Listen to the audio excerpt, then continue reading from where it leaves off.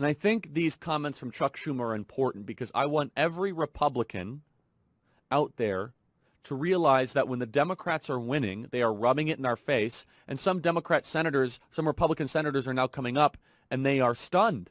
How dare he do this?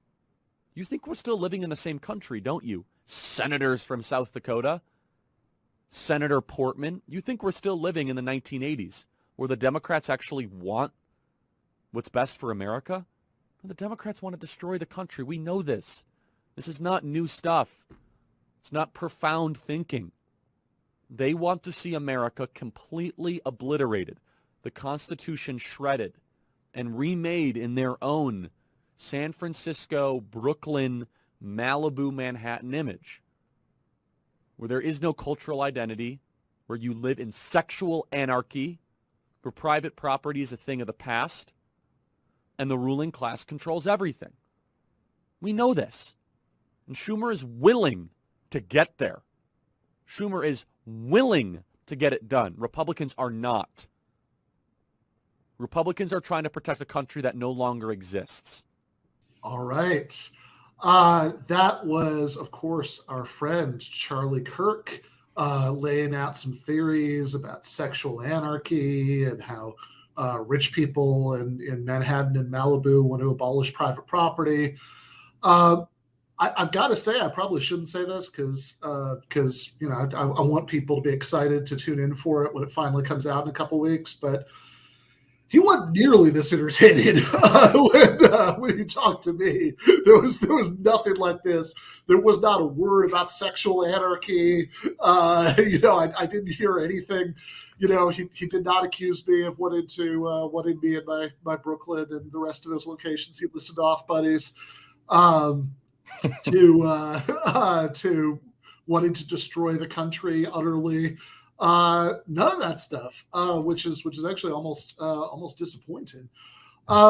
So, Jake, do you have any thoughts about this? What does sexual anarchy mean, and how does Charlie think that we're planning to impose it on him? I mean, I'm almost afraid to weigh in, but I would just say, it's funny because I live in Brooklyn.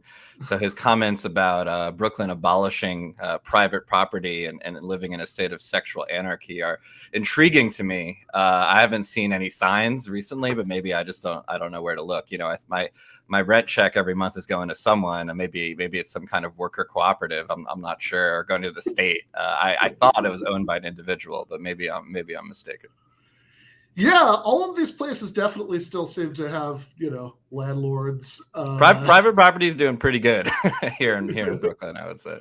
Yeah, he also even listed off Manhattan, and private property is doing real good there. It is interesting actually just to watch him be pulled in a couple of different directions at once there. Because of course now he has done this thing where he's rebranded himself as a populist, and I agree with you, Darius. He says, I don't know what sexual anarchy is, but it sounds fun. So he's rebranded himself as a populist, which of course is what the debate I did with him was all about. Kind of trying to poke holes in that. If you're such a populist, why don't you want to raise the minimum wage? Why don't you want to give everybody health care? Why don't you want to make it easier for ordinary people to organize unions? But he also wants to red bait. So it's like at the same time he's saying, like in that minute and change clip we watched, he's saying both. Yes. So Antonio says Malibu is notorious for lack of private property.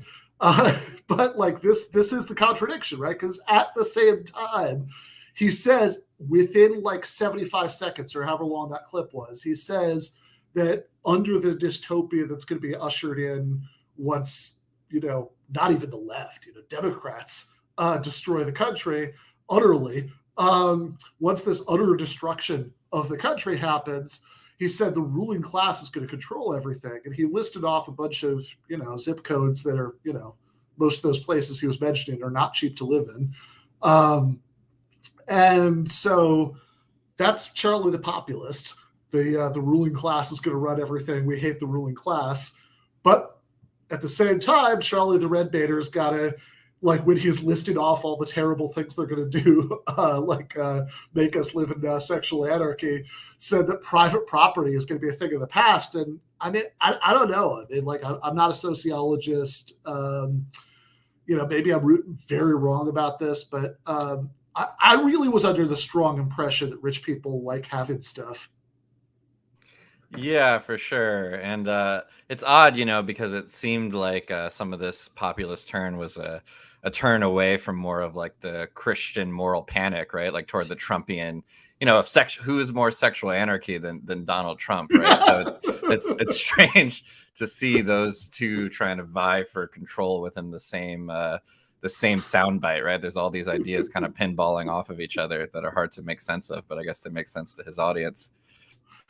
Yeah, exactly. And it's which is also like a whole bundle of strangeness in itself, like how these guys relate to to Donald Trump, and we're very concerned about traditional morality, but also whatever, Donald's will be Donald's.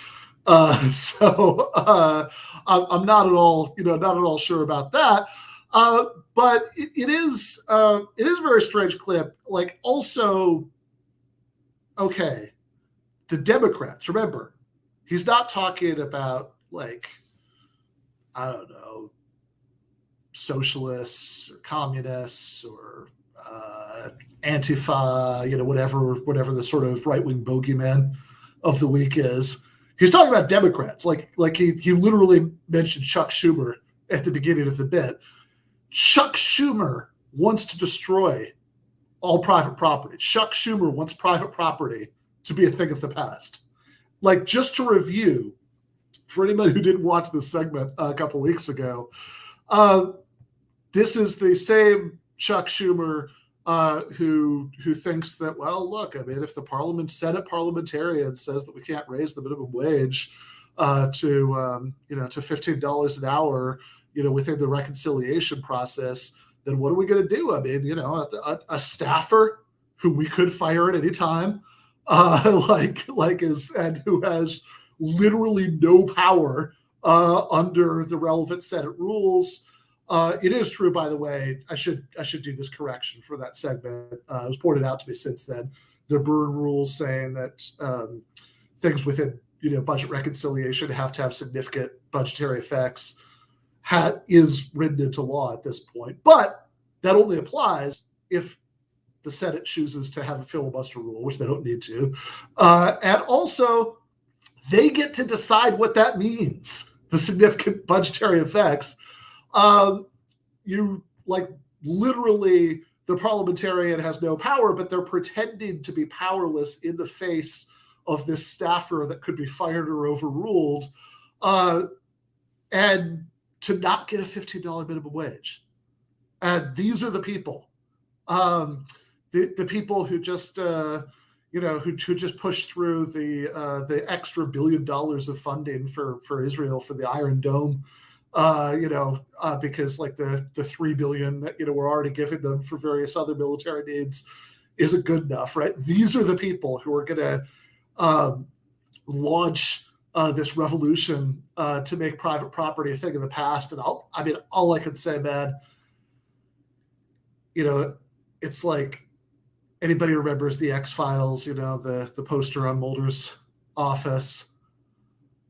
I want to believe, but I am just not confident that Chuck Schumer and the residents of Malibu and Manhattan are going to get the job done.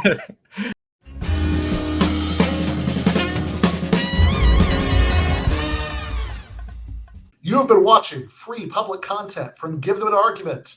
To access every single episode of the show, the main show on Monday nights, all of the streams, all of the debate breakdowns, all of the patron-exclusive post-games on Monday nights, all of the patron-exclusive bonus episodes every week, and much, much more, go to patreon.com/Ben Burgis.